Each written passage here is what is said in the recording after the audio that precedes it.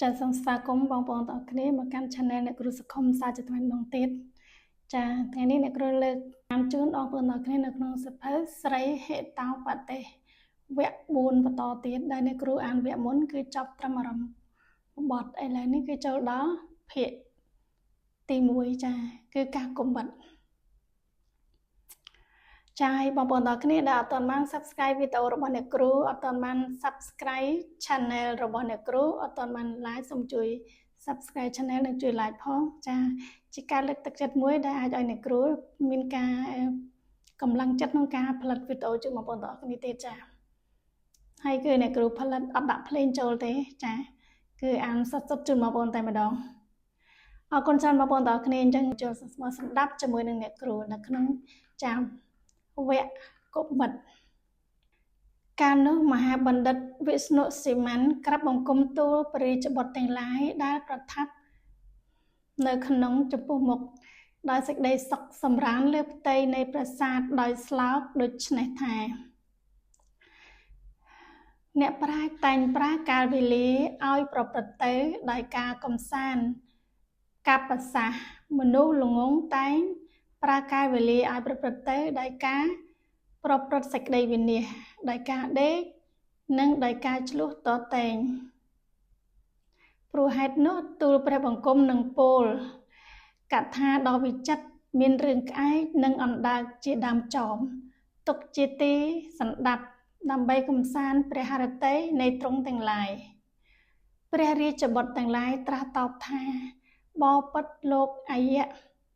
សូមលោកមេត្តារាយរឿងនោះឲ្យទានស្ដាប់បណ្ឌិតវិស្ណុស៊ីម៉ាន់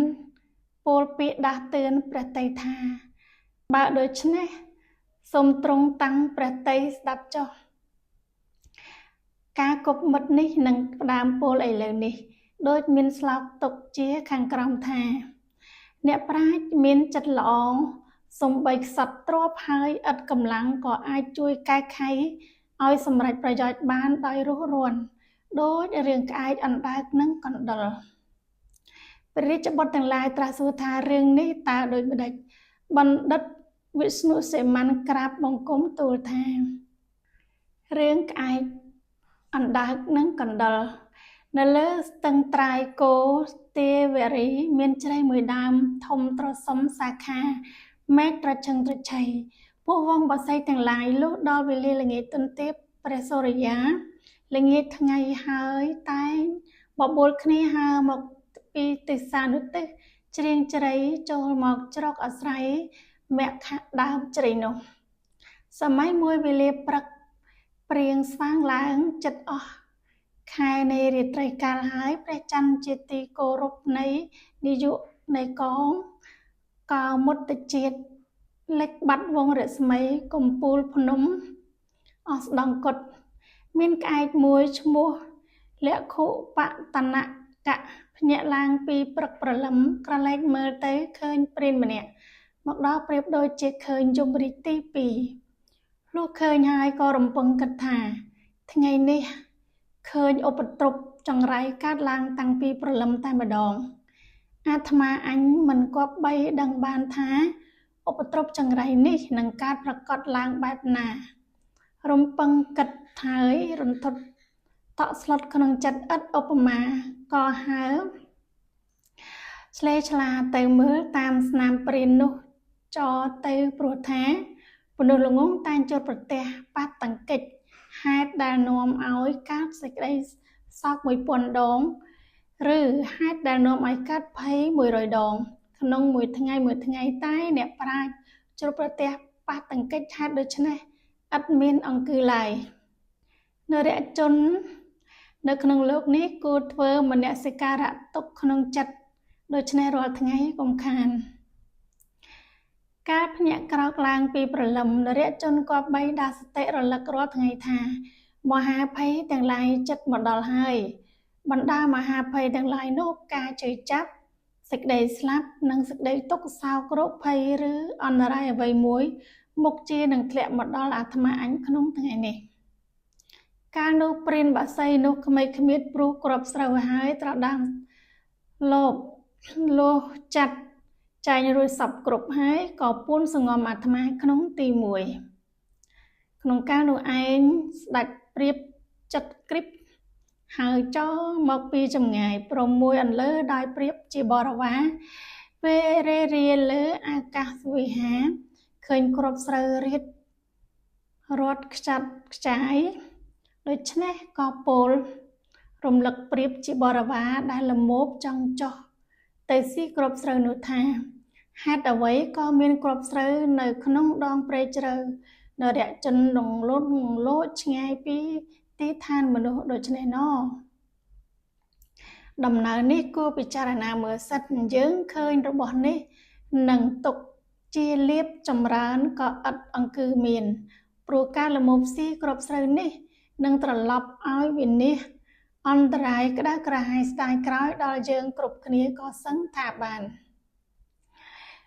ព្រោះលមោបចង់បានកងមាសអ្នកដំណើរម្នាក់ធ្លាក់ចុះជាប់ផងក្នុងបឹងភក់ជ្រៅឡើងមិនរួចត្រូវខ្លាចាស់សង្គ្រប់ចាប់ហែកស៊ីស្លាប់ទៅព្រាបជាបរិវារសួរឡើងថារឿងនោះតើដោយម្ដេចស្ដេចព្រាបឈ្មោះចិត្តក្រិបនិយាយរឿងប្រាប់ថារឿងអ្នកដំណើរនឹងខ្លាចាស់ថ្ងៃមួយកាលខ្ញុំហៅកាត់ឆ្លងតសនារណយៈខ្ញុំបានឃើញរឿងនេះមានខ្លាចាស់មួយធ្វើពិធីមុជទឹកលាងបាបហើយឡើងមកកាន់ស្បូវភ្លៀងឈរទៀបមាត់ស្រែកហៅអ្នកដំណើរម្នាក់ថាណែអ្នកដំណើរអ្នកចូលមកយកកងមាសឯនេះលំដាប់នោះអ្នកដំណើរបានលឺហើយក៏មានចិត្តចង់បានកងមាសដោយសេចក្តីលោភៈទើបគិតថាអាត្មាអញមានបុណ្យវាសនាធំណាស់ត្រូវបានកងមាសតែក្នុងទីនេះប្រកបដោយសេចក្តីរង្គៀសក្រែងមានសេចក្តីអន្តរាយដល់អាត្មាមិនគួរពៀនពៀខ្លួនទេព្រោះថាការស្វែងរកលៀបក្នុងវត្ថុដែលពេញចិត្តអំពីមនុស្សអាក្រក់មិនមែនជាកតេល្អទេព្រោះថាទឹកអម្រឹតលាយដោយពឹសពុលមានក្នុងទីណាគេអាចស្លាប់បានក្នុងទីនោះការស្វែងរកទ្រព្យក្នុងទីទាំងពួងនឹងថាមិនត្រូវពៀនពៀឧបសគ្គក៏មិនមែនព្រោះថានរៈជនមិនឡើងកាន់សេចក្តីសង្ស័យមិនចេះសង្ស័យមើលមិនឃើញសេចក្តីចម្រើនទេថាបើឡើងកាន់សេចក្តីសង្ស័យម្ដងហើយម្ដងទៀតចិត្តនៅតែ